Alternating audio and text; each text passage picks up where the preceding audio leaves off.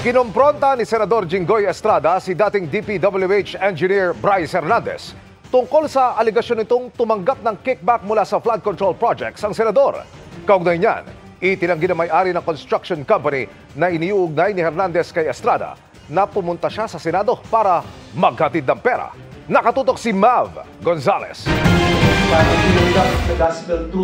Ilang upuan lang ang pagitan ni na Senador Jinggoy Estrada at dating DPWH Bulacan 1st District Engineer Bryce Hernandez nang kumprontahin ng Senador si Hernandez sa akusasyon nitong tumanggap si Estrada at Senador Joel Villanueva ng kickback sa flood control projects. Sinabi mo sa testimony mo sa House na binigay mo ang pera kay D.E. Henry Alcantara at siya ang nagsabi sa'yo na bibigyan daw niya ako. Is this correct? Wala pong specific na sinabing ganon, Your Honor.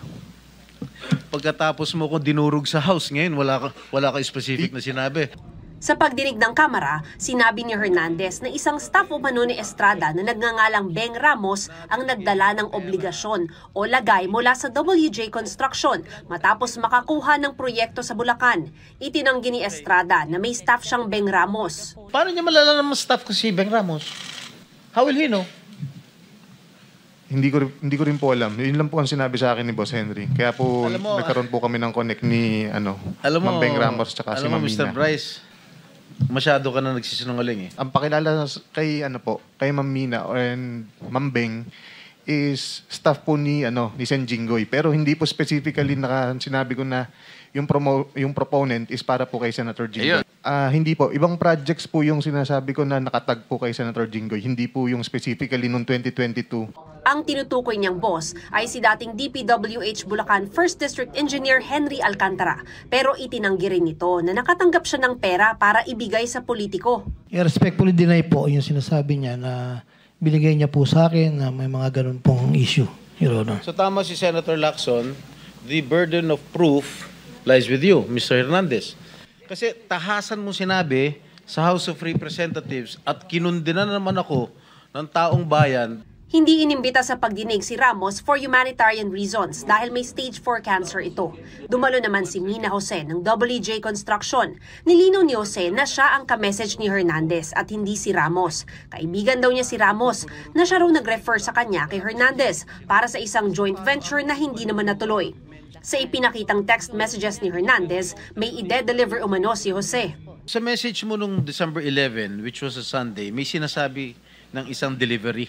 Tama po ba? Yes po. Ano ito? Para saan at para kanino?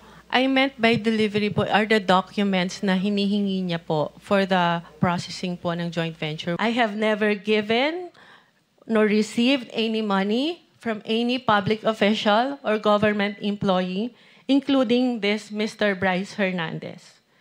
Thus, I strongly deny his accusations. Pero nanindigan si Hernandez na nagbigay ng obligasyon si Jose. Ano yung obligation na yon? Pera para po. Kanino? Lagay? Ano yung context ng obligation? Pera po siya para sa proponent. Ano ibig sabihin? Lagay para sa proponent? Yung advance po. Opo. Advance para sa proponent? Bayad po para dahil nakuha na yung project na yun. Mrs. Jose? Your Honor, I don't know what he was talking about. Nitong August 19, nakuna ng CCTV si Jose na dumating sa Senado para magtungo sa opisina ni Senador Erwin Tulfo. Pero bago nito'y dumaan muna siya sa opisina ng Blue Ribbon Committee kung saan staff si Ramos. Meron po kasing problem yung terrace ni Senator Erwin na binabaha po siya, lalo po pag umuulan. So, ako po yung na-refer na contractor nung staff niya na kung pwede po tingnan namin gawa ng solusyon and mag-suggest po kami sa kanya. Upon learning her name was mentioned by Engineer Bryce, we immediately requested to cancel all contracts with WJ para nagamit po yung opisina ko para dumaan po siya sa broom kung ano man yung kanyang business doon. Paglilinaw ni Jose, hindi siya pumunta sa Senado para magbigay ng pera. So hindi mo kilala si Senator Jinggoy at hindi ka nagdala ng pera sa kanya? Hindi po. Kahit po kay Bryce, wala po akong dinalang pera. Okay. So talagang safe ka na? Please, continue. Did you ever see Alcantara handing money over me? To me? I don't think so. Meron ba? May nakita ka ba? Sagutin mo lang, yes or no, may nakita ka ba? Wala po. Okay. That's all, Mr. Chair.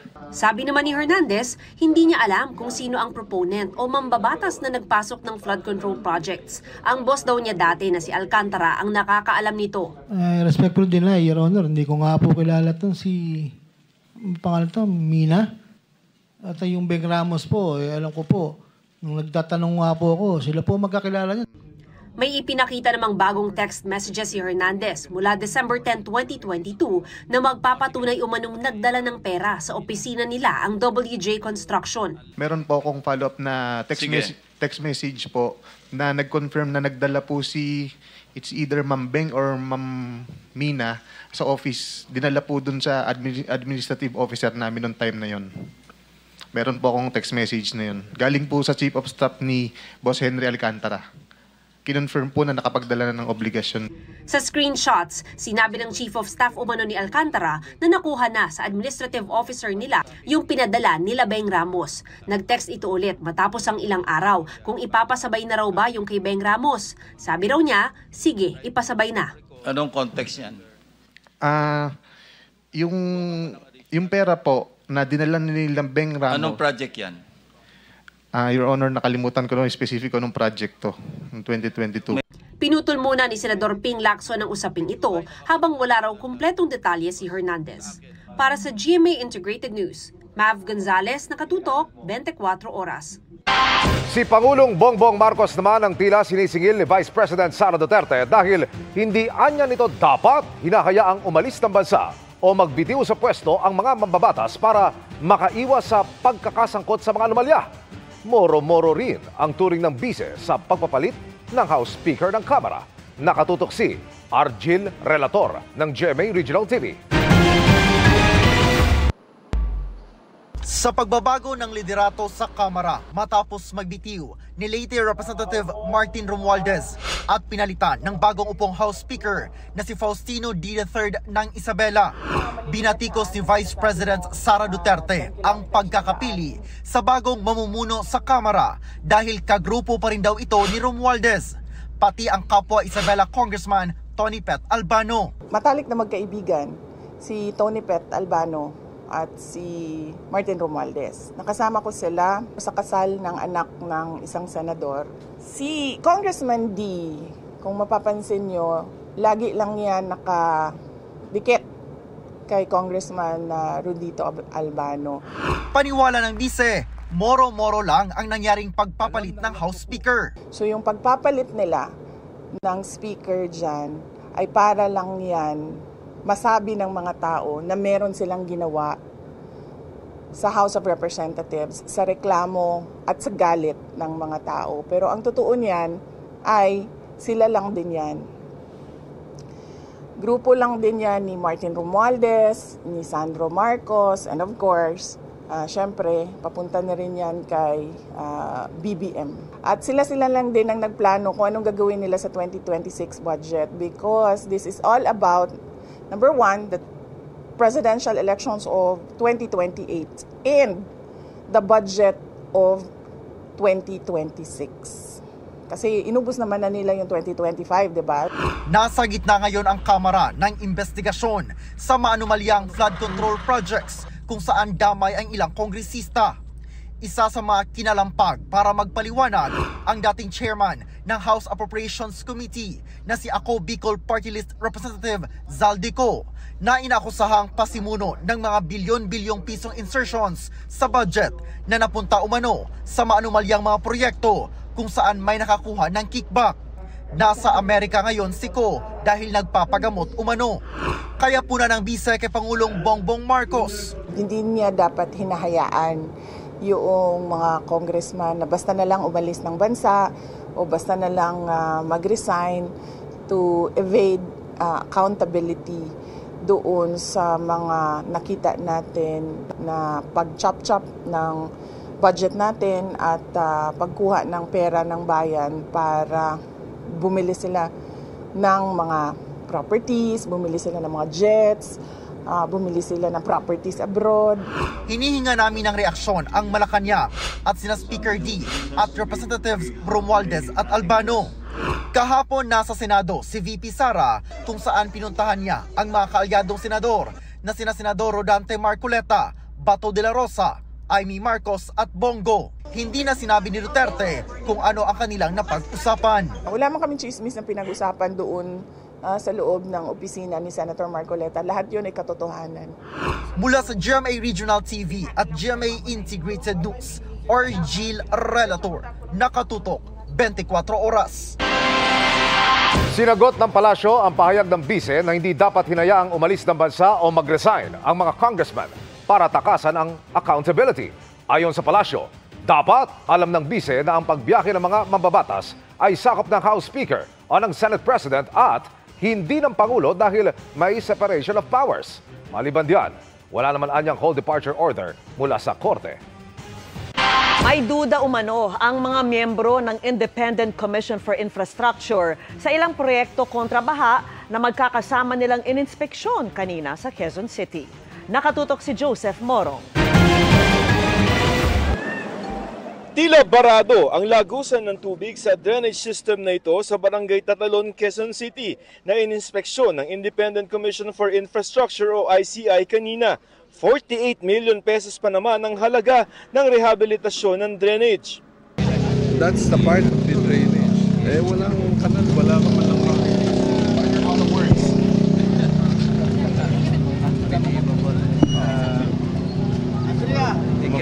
Questionable rin ang nakita nilang proyektong ito sa Barangay Rojas sa Quezon City na solusyon sana sa pagbaha sa lugar.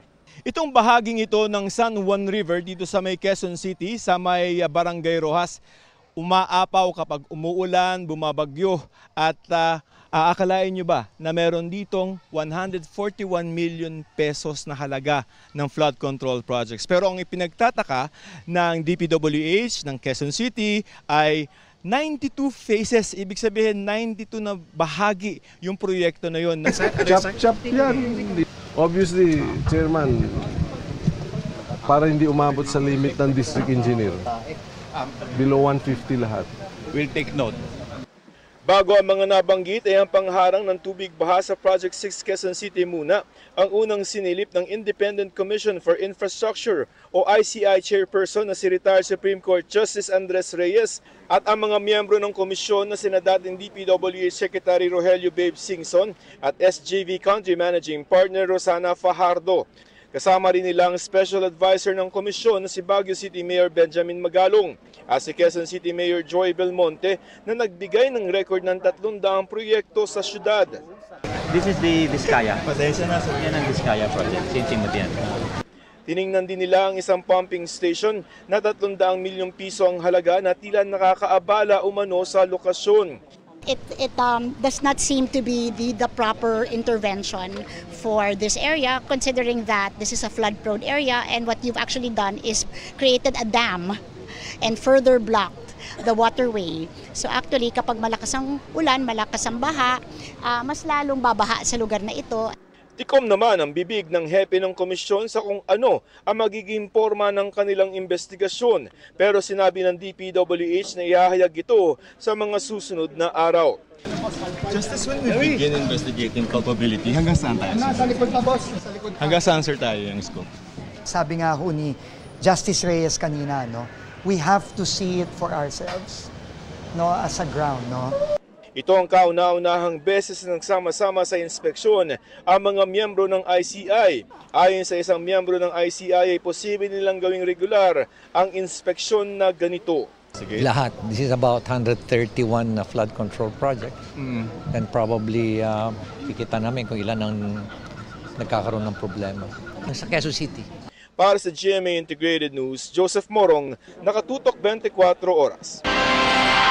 Hinamo naman ng isang kongresista ang bago nilang speaker na pauwi na sa Pilipinas, si Ako Bicol Party List Representative Zaldico. Yan ay para parapin siya sa mga alegasyong nagsingit ng budget para sa mga proyekto. Kung di ay itigil na niya ang investigasyon ng Kamara. Nakatutok si Tina Pangaliban Perez.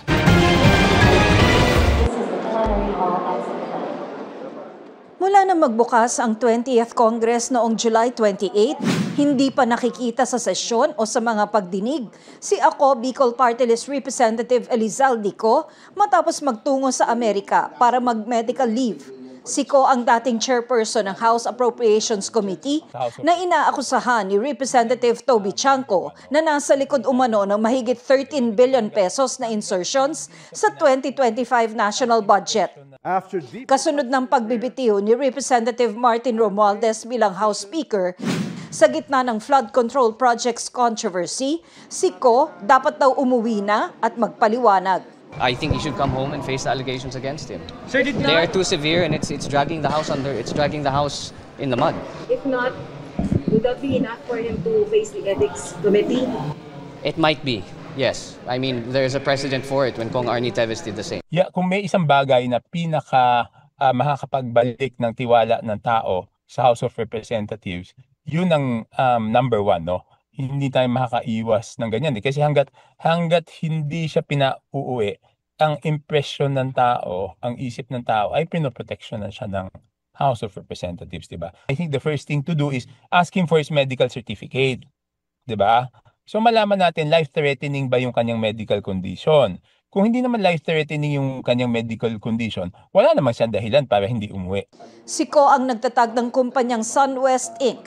kasama ng kanyang kapatid na si Christopher Co. 20%. Ang SunWest ay kasama sa 15 contractor na tinukoy ni Pangulong Bongbong Marcos na naka-corner sa 20% ng pondo para sa flood control projects mula 2022 hanggang 2025. Nauna nang sinabi ni Co na nag-divest na siya ng interes sa SunWest nang maging mambabata siya noong 2019. Taong 2022 nang pamunuan niya ang makapangyarihang House Appropriations Committee, ang komite ng Kamara na pangunahing bumabalangkas sa budget. Pero nang uminit ang kontrobersiya kaugnay ng budget insertions, pagsapit ng Enero ng 2025, biglang nagmosyon si Nooy House Senior Deputy Majority Leader Sandro Marcos para ideklarang bakante ang chairmanship ng Committee on Appropriations. Ang sabi noon ni Co, binitawan niya ang komite dahil sa mga problema sa kalusugan.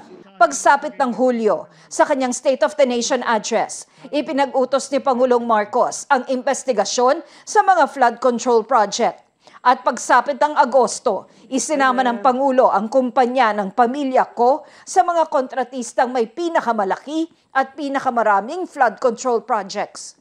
Dati nang iginiit ni Co na walang basehan ang mga bintang laban sa kanya na pawang sabi-sabi lang daw at pamumulitika para lokohin ang publiko at ilihis ang pananagutan. Sinisika pa naming kunan ng panibagong pahayag si Co at ang Ako Bicol Party List. Pero wala pa raw pahayag ang kongresista sa ngayon.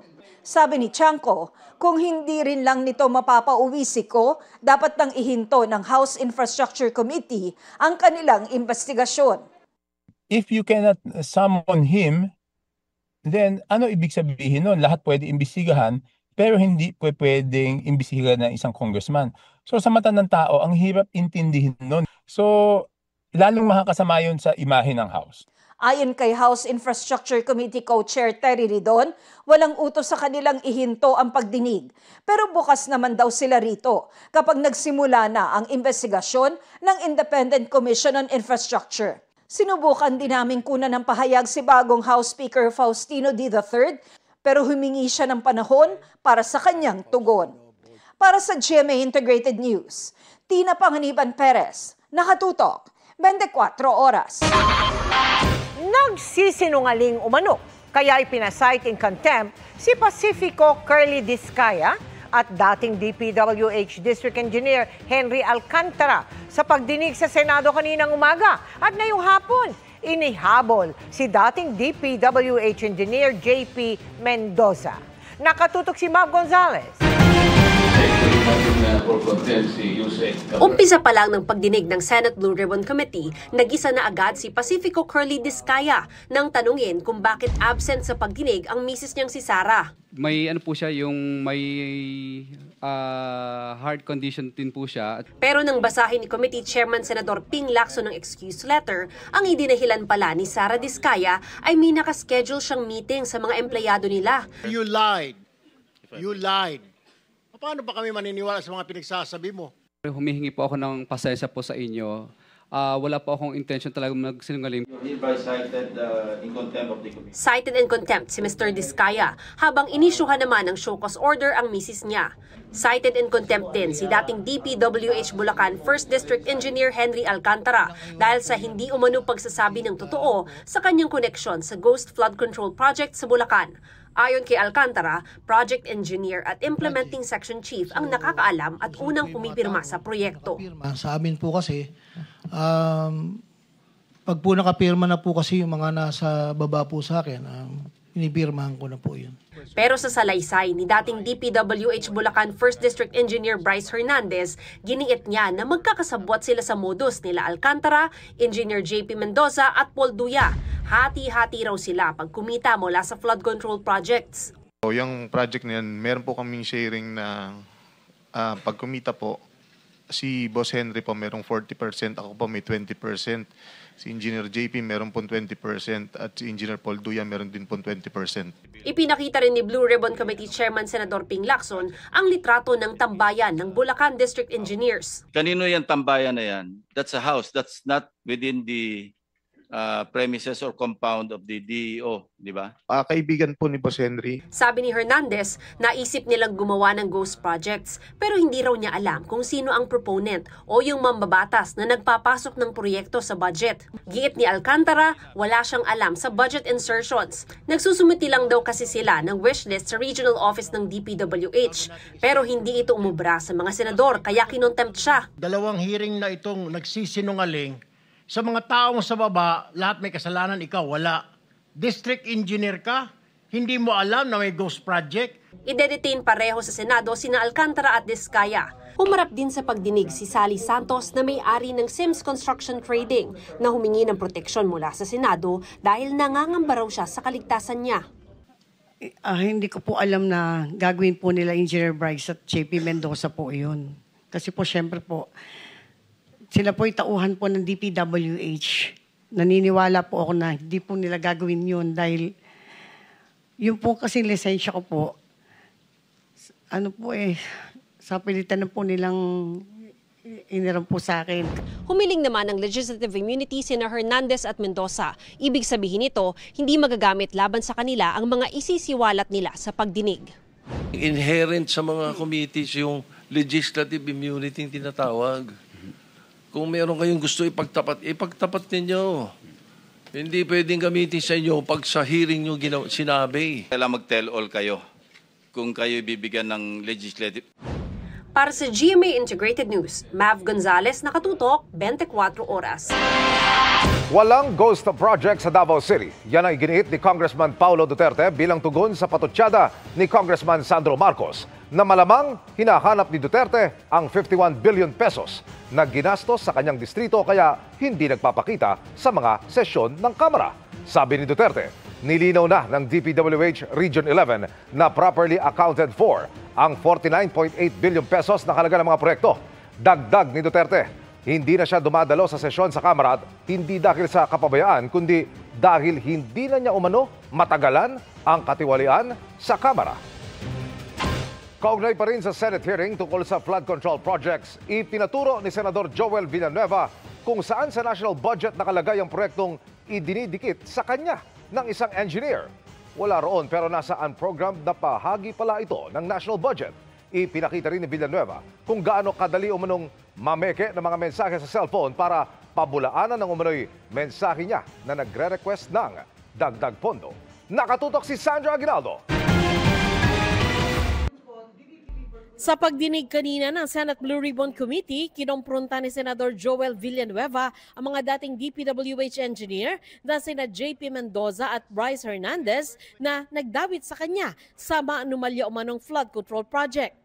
Sabi ni Villanueva, wala siyang kinalaman dito. Binalikan ni Villanueva ang umano'y screenshot ng disappearing messages na ipinakita ni Mendoza sa pagdinig noon ng Kamara na umano'y usapan ng senador at dating DPWH Bulacan 1st District Engineer Henry Alcantara noong October 2023. That time po, ang sabi po ni Boss Henry, nagre-request daw po si Senator Joel ng pondo po. ng almost parang ang pagkakabanggit ni Boss Henry is 1.5 billion. Subalit dun sa parang pumasok sa conversation po na napicturan, isang kayang ialat lang po sa kanya ni Secretary Bonoan is 600 million. Totoo naman I'm po. sorry, Mr. Chairman. There's nothing there. Kahit na picture lang yung pinicture mo, there's nothing there that states that, is this a new allegation that you're talking about? Was there a time na I asked or I nominated a flood control program sa inyo? Wala po, Your Honor. Ever since po. Ever since, wala, Mr. Chairman. Was there a time na naglabi si Senator Villanueva for any contractor na in-endorse, pinakitaan ng pabor, or nilabi sa iyo, Mr. Alcantara? Wala po, Your Honor. Sa pagdinig, ipinakita ni Villanueva kung gaano raw kadali pikein ang mga umunoy usapan sa cellphone. Sa isang demonstrasyon, ipinakita ng senador kung paano siya gumawa ng text exchange para pagmukhaing may nagre-request kay Hernandez na idiin ito si Villanueva. Wala po dito lahat ng binanggit. Kahit yung binabanggit ni JP na nasabi nasaan program, wala po. Yung lahat ng binanggit niyo po doon sa camera, wala po lahat. So Mr. Chairman, babanggitin ko lang that a good name is always to be chosen than great riches. Bit-bit din ni Villanueva sa pagdinig ang kopya ng General Appropriations Act at hinamon ng mga dating DPWH engineers na ituro doon ang sinasabi nilang proyekto ng senador dahil wala naman daw ito doon. Pero ayon din kay Hernandez, hindi matatagpuan sa General Appropriations Act ang ilang flood control projects dahil nasa unprogrammed na bahagi ito ng national budget. Yung pinakita niya po pala kanina na unprogrammed ng General Appropriation Act ng 2023, doon po nakasama yung listahan na project po ni Senator Joel. Noong 2023, naging 807.16 billion. Walang listahan, walang nakakaalam. Ang magic nasa DBM po. Nagiging pork barrel to ng DBM eh. Sa totoo lang dahil isasabit sa inyo tapos kayo rin nagde-determine kung anong papasok o anong hindi. Naglabas naman ng litrato si Senador Erwin Tulfo na nagpapakita na naroon si dating Bulacan 1st District Engineer Henry Alcantara sa pagbibilang ng cash sa isang kwarto at nilalagay sa mga kahon. Paano mo mapapaliwanag ang litrato na ito na nandito ka, yung naka-blue na yan, na nagpaparte, ini-impake na yung limpak-limpak na salapi, nilalagay sa paper bag, ito, that's you, right? Or kakambal mo? Yes, Sir Honor, ako po yun. Ikaw ang nag-supervise kung paano i-impake, kanino ibibigay. Definitely, mga naka-karton na yan. Oh. So, alam mo. Yes, Sir Honor. Ayon kay Lacson, ang mga cash isinusugal ng tinaguriang Bulacan Group of Contractors o BGC Boys sa kasino bilang paraan ng money laundering. Sa pagtingin sa isang litrato, isang dating kongresista ang idinawit ni dating DPWH engineer Bryce Hernandez. Hindi, sabihin mo na lang, para kanino itong mas malapit ito? Ang nakalagay po dyan is Mitch po. Kung hindi po na maling pagkakatanda ko, ang sabi po dyan ni boss, para po kay Mitch Kahayon po yata yun. Si Mitch Kahayon Uy ay dating kongresista at dating opisyal sa DSWD noong Administrasyong Duterte. Kinukuha pa namin ang kanyang reaksyon. Matapos ang pagdinig, diniretso sa Senate Clinic ang kontratistang si Sally Santos matapos mahilo pero pinayagan na din itong makaalis. Para sa GMA Integrated News, Sandra Aguinaldo, Nakatutok, 24 Oras.